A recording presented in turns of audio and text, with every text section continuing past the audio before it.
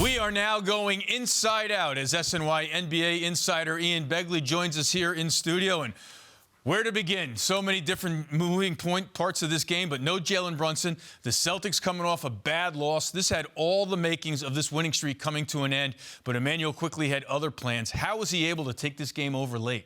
Just confidence. I think you start there with Immanuel Quickley because this is a player who he's not going to say a lot publicly when he's talking to the media, but he's very confident in his own abilities. It's been that way probably since high school, but certainly Kentucky, then coming into the league. And this is what you're seeing with Quickley now. Getting more minutes, getting in rhythm, and he's playing. In my mind, he didn't come off the bench tonight. He started, but he's got to be in the conversation for Sixth Man of the Year. He's a shot maker, and you saw it all night in Boston tonight. Now, we've discussed throughout the year after big wins that this is a game that other Knicks teams in the past would never win, that this team was able to pull out. And usually your response is Jalen Brunson, Jalen Brunson, Jalen Brunson. How were they able to get this win on the road without Jalen Brunson? Full team effort, right, Eamon? I mean, no Brunson. He makes everything go. He's your engine. But without him, obviously, Quickley steps up and plays big.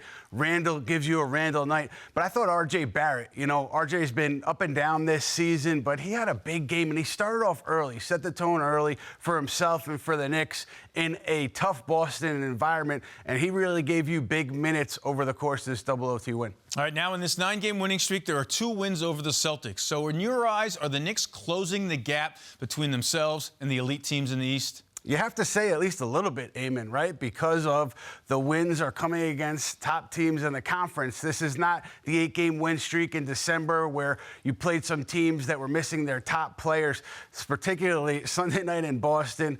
Jalen Brown, Jason Tatum, both healthy. You're missing your top guy and you're winning the game. So this is a sign that this is a very deep Knicks team, and this is a Knicks team whose depth can perform on the big stage. So it's going to be a tough out in the playoffs for any team that has to face the Knicks. Are you believing in this squad, Ian? It sounds like they flipped it around on the fly here. Tibbs changed the rotation. They got Josh Hart. This team is now coming together. And like you said, you think they can be a force in the playoffs. I mean, long way to go before we get there, but they're turning people into believers. Long way to go. I'm probably the biggest cynic when it comes to the Knicks, having covered this team for the better part of 10 years, having seen all the ugly things that go on here. But this team is winning, and they're winning in a sustained way, and they're doing it not just based on one player, Jalen Brunson, but it's up and down the roster. So there's depth. This team defends. So I think there's every reason to believe that this team will be a very tough out in the first round of the Eastern Conference playoffs. I don't think you're alone with that Knicks cynic thing at all. Ian Begley, thanks for joining us here in studio. Knicks get the Hornets Tuesday.